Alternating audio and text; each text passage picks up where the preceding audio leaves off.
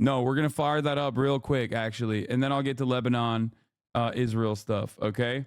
And I got to go pee real quick. You knew his dad. For the brother, I did. Is the most genuine you sue Trump? Yeah. I mean, he's good. He's good in these moments, man. He's good. You know what I mean?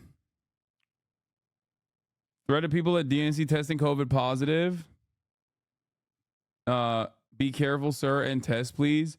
I mean, honestly, I think I lucked out. There's like a lot of people getting COVID from the DNC, but I think me being so fucking dialed in and just like away from other people the entire time, and also not going to any of the fucking parties,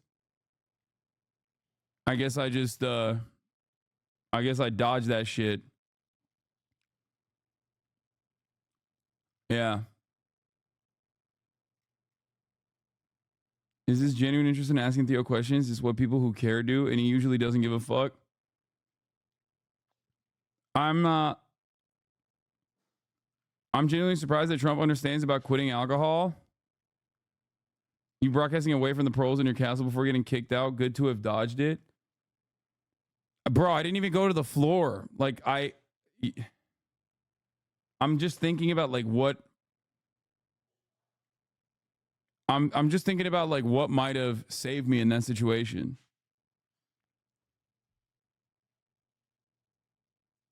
Anyway, I should I'll test regardless. But as I was saying, it's not surprising that Trump is like cold turkey, or not even cold turkey, but just like straight up doesn't touch any of this stuff, because his brother was an alcoholic, and he like briefly alludes to it. He mentions it a little bit, but like that's why he's straight edge. He doesn't touch any of that stuff, like at all.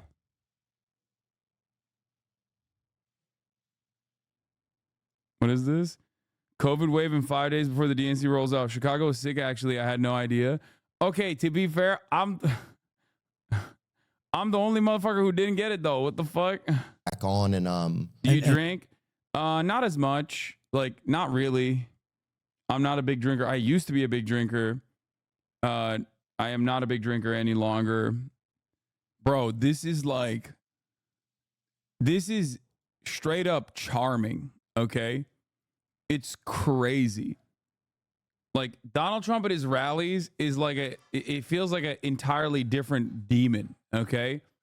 Getting up close and personal like this is legitimate. Like, this is when people were talking about like the Mike Malak, Logan Paul interview and shit.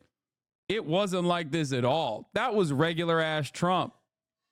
That was just like him just doing a rally, but to Logan Paul and Mike Malak. This is unironically, like, remember how people were mad at Jimmy Fallon for humanizing Trump and like playing with his hair? Okay.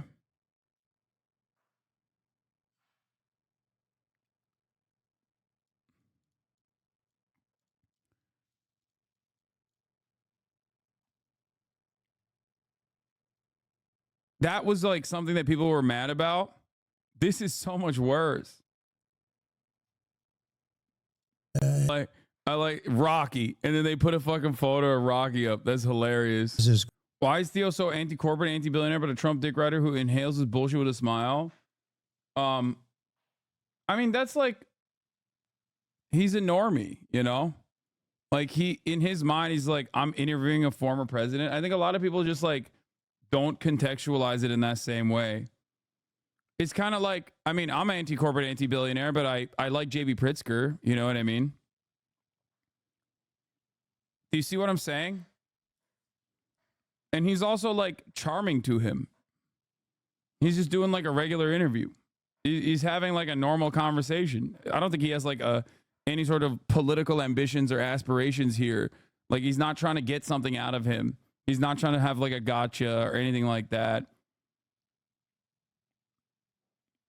It's because he's kind of stupid. He'd admit to being kind of dumb too because he's aware. Yeah. And also, I think overall, like, I mean, he had that point in the Bernie interview too. Like, he had that point in the Bernie interview as well, where he was like, you know, you and Trump, like, you were the anti-establishment candidates, like, or something like that. He was like, you were the outsiders, right? And like, you know, he said that. Like, he said that in that interview. He's like, oh, I wanted you and Trump to run together. Like, like that's it. That's it. Like, that's literally it. What you see is what you get. I don't think there's like any sort of cynical reason. He's not like, yeah, I'm gonna go and make Trump look like more of a human dude. Like, I don't think he's operating like that. Dude, I'm kind of sick of everyone giving Theo this he's so dumb pass. He's not a child. I mean, okay, but Theo's a college grad. He ain't dumb. There are plenty of people who graduated from college that are definitely very dumb, okay?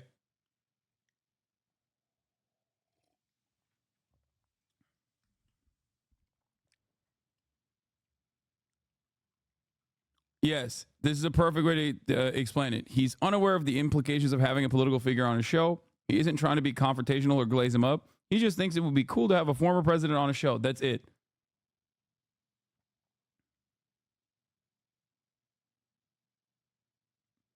People don't like when Trump is humanized because it's a reminder that someone who's gone through hardships could turn into someone like Trump, but it's important to show people how they could go wrong.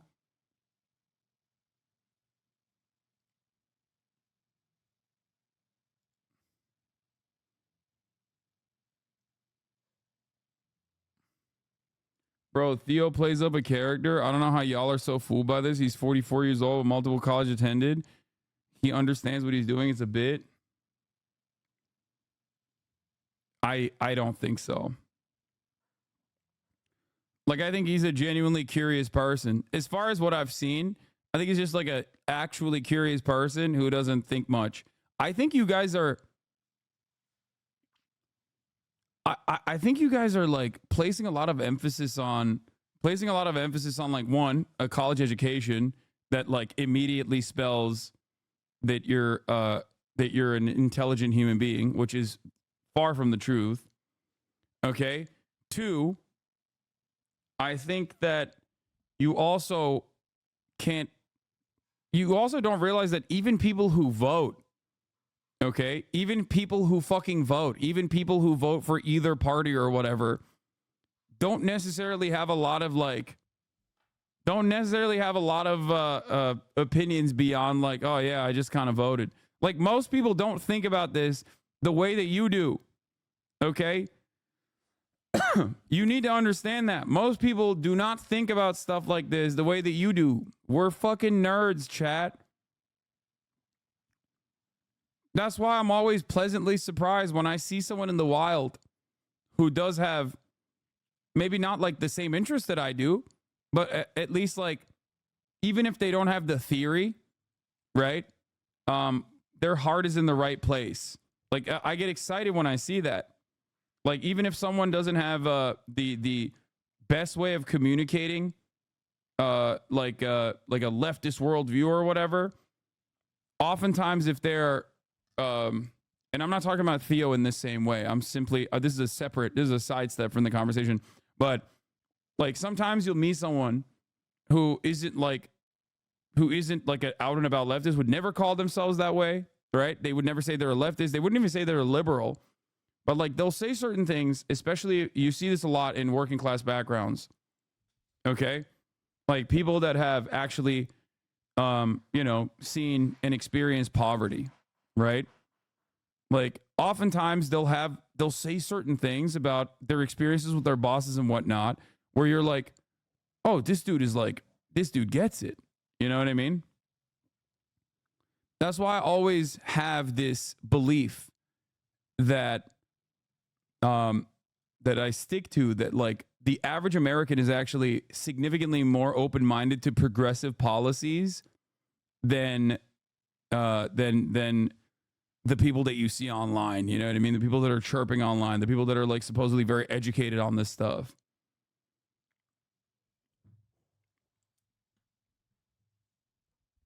Does that make sense?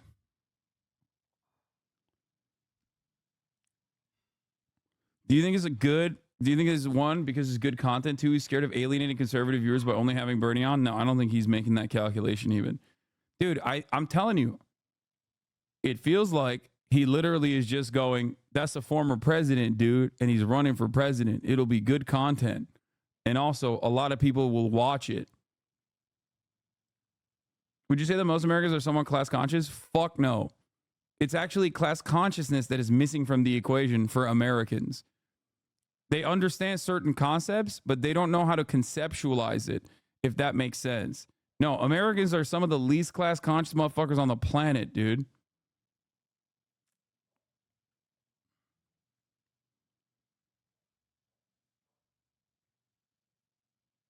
Have you met Theo? Is he like this always? I've never met Theo Vaughn. He has a certain style and character. It's not a bit. It's weird how often people mix those two up. People tend to put on a show of sorts when they're in entertainment business. Study with him. Watch him fly. And he was really talented at that.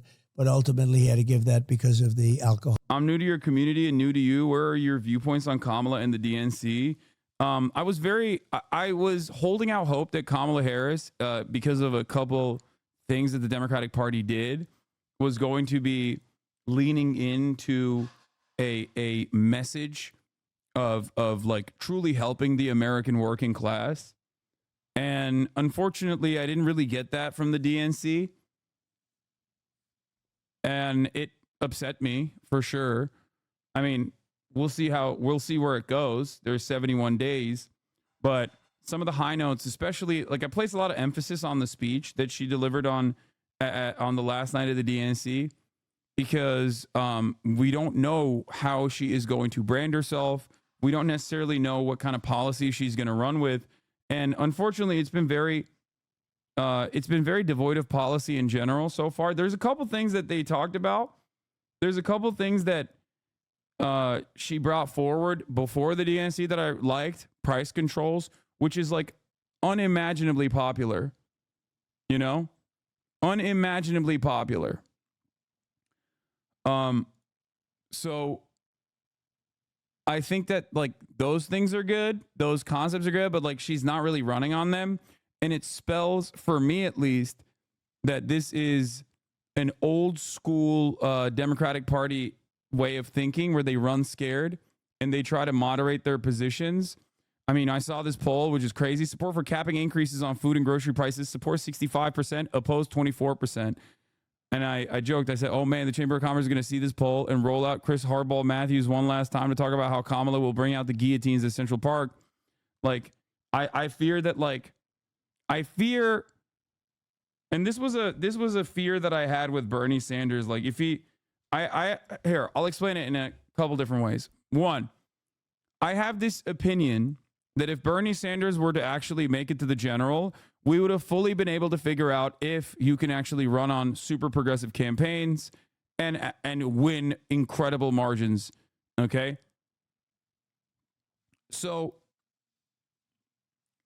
we never got to see that because the primary is like locked to the diehard loyalists of the Democratic Party for the most part. Most people don't participate even in the general election, but even less people participate in the primaries, right? Most people, when I was door knocking, didn't even know that a fucking primary was happening. They were pro Bernie, but they didn't even know the primary was happening. And for them, it's like going out, registering to vote, all this stuff. It's a difficult process. You don't get to truly understand that until you actually do it. And like canvassers will tell you, it's a fucking massive effort, right? And because of that, we never actually got to see, even if it wasn't Bernie, it doesn't matter. Like whoever it was, if they were, because Bernie's method was to activate the non-voters and the youth vote, right? But that was never going to happen in the primaries, and it demonstrably didn't happen in the primaries. And it's a major reason why Bernie Sanders lost the primaries, right? Like that was objectively a failure twice. Okay, not once, twice. First time, Bernie was very lucky and even got more popularity than he normally would have otherwise because he was running against an objectively unpopular candidate like Hillary Clinton. Second time around, like I said, it was a difficult endeavor. Okay, it was a very difficult endeavor. But I suspect that because there is obviously a lot more people paying attention to the general, I've always had this suspicion that if a candidate like Bernie was on the ballot in the general and was the Democratic Party's candidate, he would be like, he would do Ronald Reagan levels of popularity. Like you would actually be able to activate these non-voters for the general, because then they start actually taking notice of what's going on. Now, there's at least one example I can point to in that regard. Bra, he's 82. Guys, I'm not talking about this time around. I'm giving you an analysis of what went wrong with the Bernie primary campaign.